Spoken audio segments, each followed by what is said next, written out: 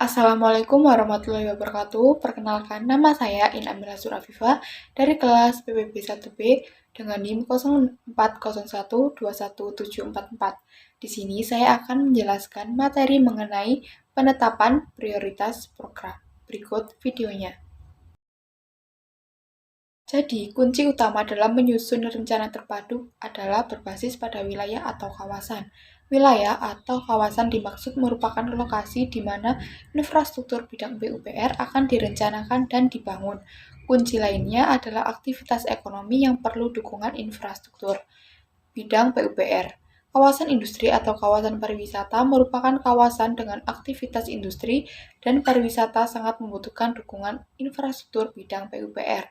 Tanpa infrastruktur bidang PUPR, keberhasilan kegiatan ekonomi tidak akan dicapai. Demikian pula halnya dengan pengembangan wilayah atau kawasan dimaksud tidak akan terjadi. Padahal tujuan dari pengembangan wilayah adalah mengurangi kesenjangan antar wilayah atau kawasan, termasuk kesenjangan kesejahteraan penduduk pada suatu wilayah atau kawasan.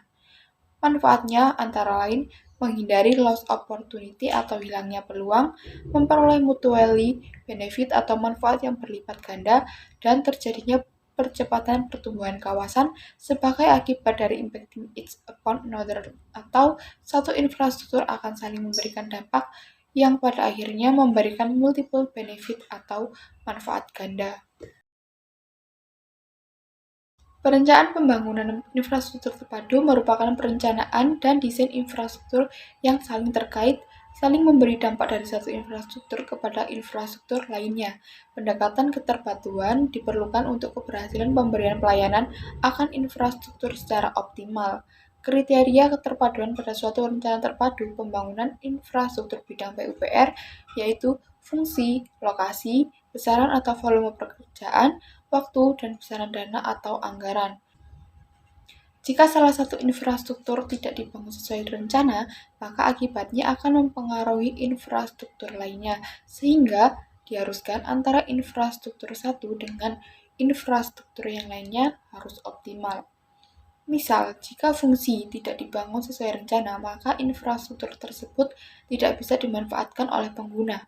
Yang kedua, jika besaran atau volume pekerjaan tidak dibangun sesuai rencana, maka tidak berfungsi dalam memberikan pelayanan. Yang ketiga, jika waktu tidak dibangun sesuai rencana, maka investor tidak mau lagi berinvestasi karena keterlambatan pengembangan wilayah tersebut.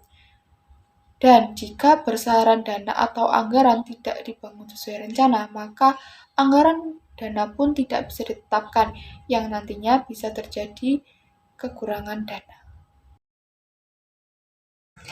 Jadi, infrastrukturnya ada 5, yaitu lokasi, waktu, besaran atau dana anggaran, besaran atau volume pekerjaan, dan fungsi. Dari kelima infrastruktur tersebut memiliki skala prioritas yang berbeda. Yang pertama adalah lokasi, karena lokasi atau wilayah ini sangat penting dan harus diprioritaskan terlebih dahulu. Serta jika tanpa lokasi, maka pembangunan di pariwisata tersebut tidak dapat dikembangkan.